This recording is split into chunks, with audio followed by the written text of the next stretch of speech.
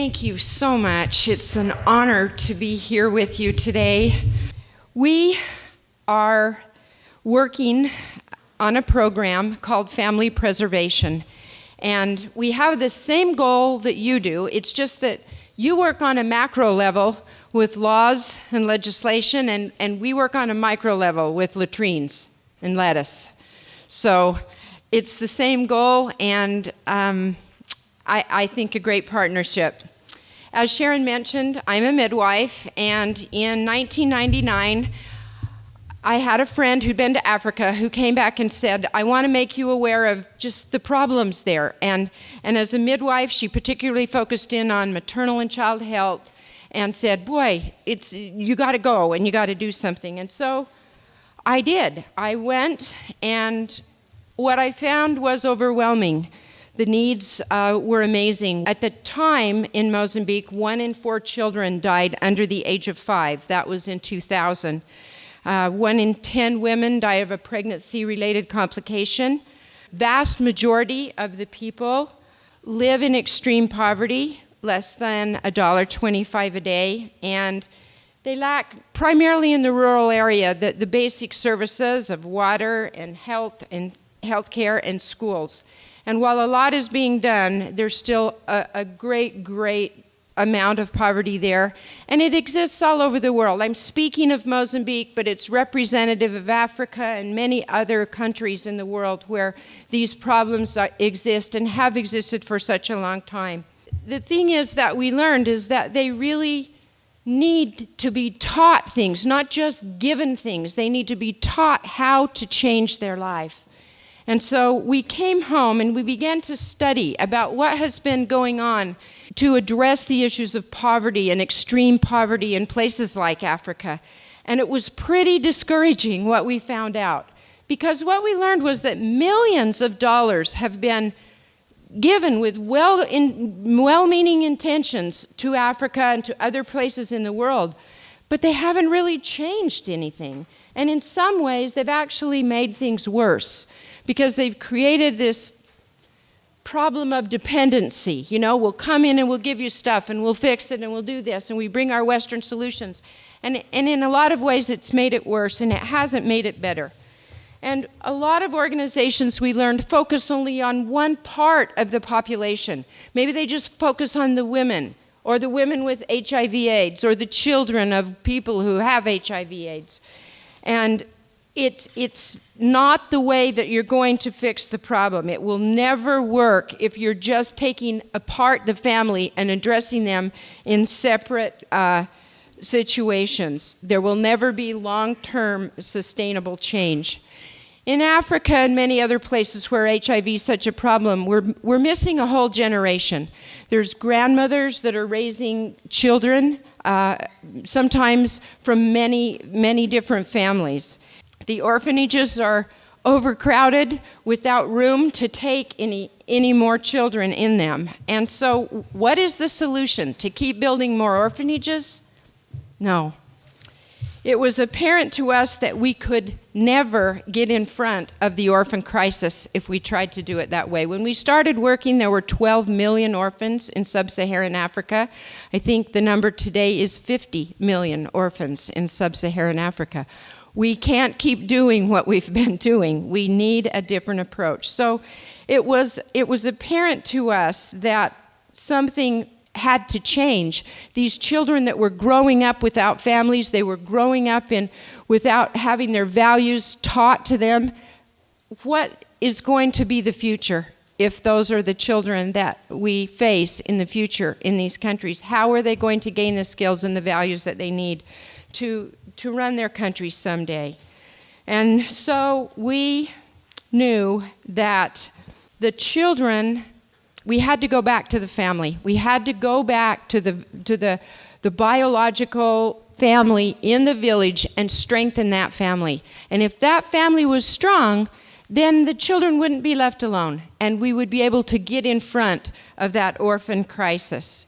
Our goal is to break the bonds of poverty and to teach people the skills and the knowledge that they need to truly become self-reliant. And we call this the Family Preservation Program, and it's succeeding in ways that we never could have imagined. We tell them right up front when we go into a village. We work in villages.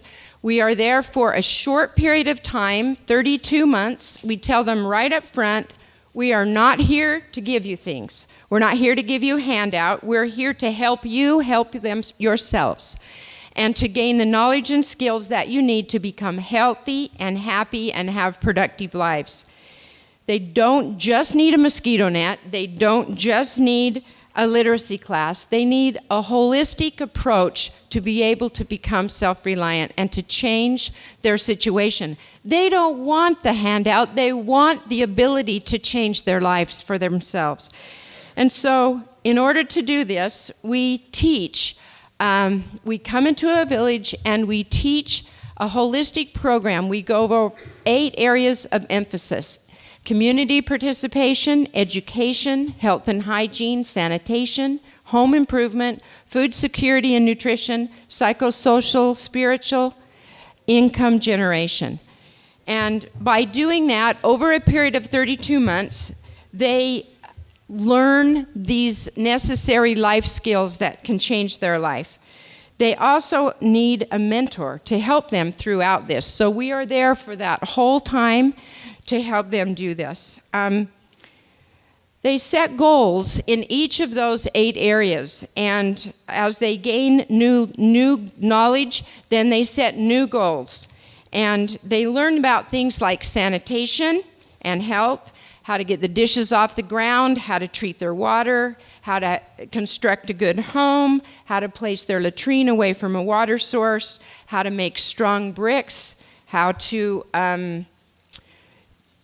work together within their communities. We teach them how, before we leave, to set up a credit and savings association. We don't bring in outside money from microcredit. It's their own money from their own businesses that they've been able to start and to run, and it's amazingly successful. They learn how to grow a garden. They learn about nutrition, and they learn about income generation. Of course, these come in order. They have to first become literate, and then at that later point, they can learn how to run a business, and we teach them the basic skills that they need to do that. All of their children need to be enrolled in school as well, and that's a really important part. So in order to do that, they elect volunteers from their own village to learn these skills and to become the coordinators of each of those 8 areas. And those volunteers are not paid. They do it just to help their village, and they become the specialists. And each family in that village then sets goals, and then they are rewarded when they reach their goals. They can earn such things as, for example, for the family gardening goal. When they've taken the class, when they've cleared their land, when they've fenced it with native materials and made it ready to go, then they can earn seeds, a hoe, and a watering can. That's a one-time reward that they earn that helps them. It doesn't create dependency, but it helps them be able to apply the skills that they've learned. One of the really important parts of this is the celebrations. So every quarter we have a celebration, and they celebrate the goals that they've reached, and it's just a big, fun, wonderful day in the village, and they come together. And if 80% of the village has reached their goals, then they can earn a reward, and they can earn a community reward, which would be like a well, or it would be a bicycle ambulance. And so they're helping each other. They're learning to work together. If there's a widow and she can't do that work, then they work together and they learn to serve each other. Before, life was so difficult that they couldn't look around really to find out what their neighbor needed because they didn't have enough for their own family. But once they start to gain those things that they need, then they're able to say, okay, I can share with you, and I can work with you, and I can help you. And so that's a really important part of the community togetherness. After 30 months, my favorite day is graduation. We leave. They don't need us anymore. They have a program, and it's running, and this is graduation day. And I guess that's the real proof is how do they do when we leave? We continue to monitor the statistics once we go, and it just keeps going like that. They can do it. And the exciting thing is it doesn't cost that much money, it doesn't take that much time, but it works. And it's worked in hundreds of villages so far, and it's just the most exciting thing that we've seen. This is true behavior change. We have meticulous statistics. We track 54 indicators on every family weekly. And so we can follow this. Here's just a few of the statistics. Drinking water, 12% using treated drinking water. After they have the program, 97%. Using latrines, 32% to 98%. Sleeping under mosquito nets, 27% to 98%. And again, we're not giving them these things. They are just learning the importance of them, using their resources to accomplish these things. But, you know, statistics are just numbers, and I'm sure that you get a lot of statistics in your work. And to me, the story really comes down to personal lives changed. Many of you have seen this kind of poverty. You've seen this kind of extreme poverty. For those of you who haven't, I've got a few pictures. They don't do it justice, but I'd like to show you a few. This is a house in a typical rural village in Mozambique. You will see this type of housing, and probably in many other places as well. After they learn the housing construction skills that they need, without bringing in hardly any outside materials, you could make a house like that. That's made with bricks that they've learned how to make and to dry. This is the same village, okay? So they with their income generation, they were able to buy the metal roof that's on there and the paint. But it's possible to change your life. And the villages look so different. They feel different before you go in, and there's just this lack of hope in there, and you can actually feel that change in a village. And they clean them up and they plant things, and it just changes so much.